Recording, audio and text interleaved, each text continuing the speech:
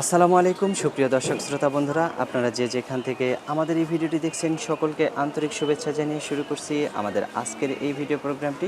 দেখতে পাচ্ছেন ক্যামেরার সামনে নিয়ে এসেছি এক সুন্দরী পর্দাসীন নারী আপুকে। তার কথাগুলো আপনাদের সামনে তুলে ধরবো, চলুন শুনে আসা যাক এই আপুটির কথাগুলো। আসসালামু আলাইকুম আপু। ওয়ালাইকুম সালাম ভাইয়া। কেমন আছেন? আলহামদুলিল্লাহ ভালো। আপনি কেমন আছেন ভাইয়া? আছি আলহামদুলিল্লাহ, ভালো আছি। আপনার নাম কি আপু? আমার নাম স্বাতী ভাইয়া। সাথী। সাথী জি, আপু, কোথায় থাকেন আপনি? আমি থাকি ঢাকা। ঢাকায় থাকেন। হুম, আপনার জন্মস্থান কোথায়? আমার জন্মস্থান ঢাকায়। ঢাকাতেই জন্মস্থান? জি, আচ্ছা।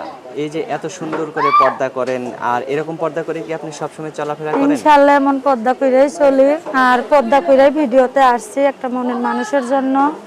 আর যে এরকম একটা আমি বলতে চাই, হুম, এরকম একটা পর্দাসীন মানুষ আপনি ক্যামেরার সামনে কেন আসলেন?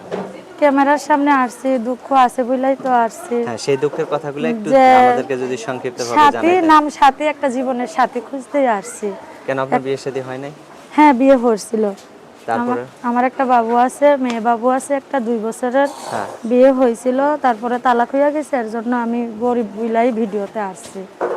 মানে তালাক হয়ে গেছে, কি হ্যাঁ, কারণে তালাক হয়ে গেল? তালাক হয়েছে। এখন যৌতুক দিতে পারি না, টাকা পয়সা দিতে পারি না। সুন্দর হইলে কি হইবে, এই জামানার মানুষ তো যৌতুক টাকা পয়সাটাই বেশি বুঝে। হ্যাঁ, হ্যাঁ, হ্যাঁ, বাবা নাই, মাও নাই, দাদির কাছে থাকি। হ্যাঁ। এখন একটা মনের মানুষের জন্য আসছে, যদি একটা মনের মানুষ পাশে পাই হুম। তো বিয়ার সাথে বৈশা যাবো। কিরকম মানুষ হলে আপনি তার কাছে বিয়ে বসবেন? কেমন মানুষ, সেও আমার মতন 5 ওয়াক্ত নামাজ কালাম পড়বো, সে বয়স খুব হোক, তাতে কোনো সমস্যা নাই। নাই। তার ফ্যামিলিও থাক, সে যদি আমার মাইনা নেয়, পাশে থাইকা, আমার একটা বাবু আছে দেখাও যদি আমার মাইনা নেয়, হ্যাঁ, এমন হ্যাঁ। একটা মানুষ পেলে বিয়ার সাথে বসে যাবো। আচ্ছা, ওইরকম যদি একজন ভালো মনের মানুষ বা বড় মনের মানুষ পান, তাহলে আপনি তাকে বিয়ে শাদী করবেন জি, বা তার সাথে সারা জীবন কাটাই তার দিবেন। সাথে শেষ নিঃশ্বাস থাকা পর্যন্ত কাটাইমু।